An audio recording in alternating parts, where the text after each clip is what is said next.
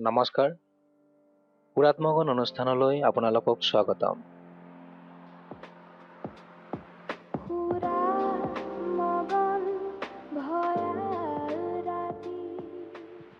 আজিৰ কাহিনী জীৱন ডায়েৰীৰ এসময়। মোৰ ঘৰ বিৰুবাৰীত।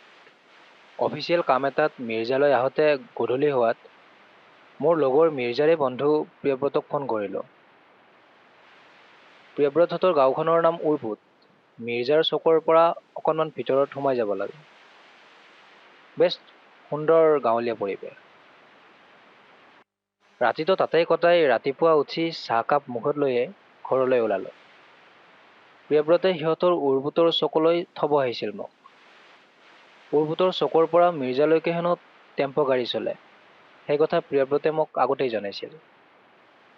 কিন্তু সেইদিনাখন চকটোত এখনো টেম্পো গাড়ী নাছিল। ভাগ্যবশতঃ বুঢ়ীহাটৰ ফালৰ পৰা মিৰ্জালৈ বুলি ই ৰিক্সা এখন আহিছিল। ইতিমধ্যে ই ৰিক্সাখনত এজন পেচেঞ্জাৰ আছিলে। প্ৰিয়ব্ৰতে ই ৰিক্সাখন ৰখাই মোক সেইখনতে পঠাই দিলে মিৰ্জালৈ বুলি।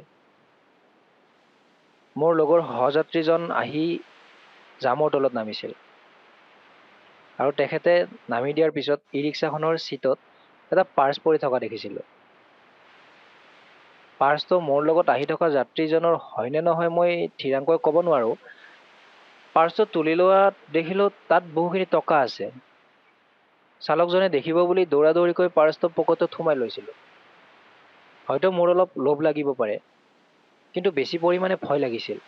কিয় ভয় লাগিছিল নাজানো। মিৰ্জা গৈ পোৱাৰ আগতে মিৰ্জাৰে মোৰ আন এজন বন্ধু কিশোৰক দেখি ই ৰিক্সাখন ৰখাই দৌৰাদৌৰিকৈ ভাড়াটো দি নামি গ'লোঁ তাক ৰখাবলৈ। কিশোৰৰ লগত কথা পাতি থাকোঁতে মোৰ ভাৱ হৈছিল মোৰ লগত কিবা এটা বস্তু নাই। অকণমান পাছতে মনত পৰিছিল যে মোৰ পিঠিৰ বেগটো ই ৰিক্সাখনত এৰি থৈ আহিছোঁ। বেগটোত মোৰ লেপটপ আৰু কিছুমান যাৱতীয় নথি পত্ৰ আছিল।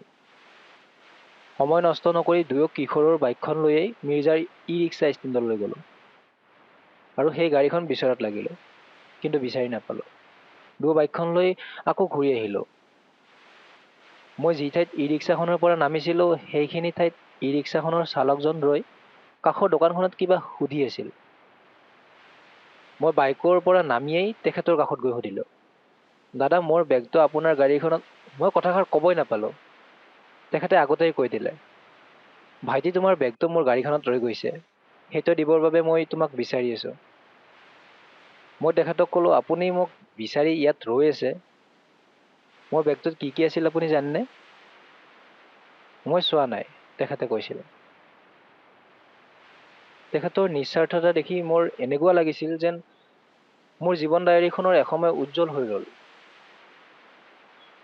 আৰু লগে লগে মই মোৰ পকেটৰ পৰা সেই মানি বেগটো উলিয়াই মই ক'লোঁ, এই পাৰ্চটো মই আপোনাৰ গাড়ীত পাইছিলোঁ, আপুনি এইটো ৰাখক, সন্ধান ওলালে দিব পাৰিব।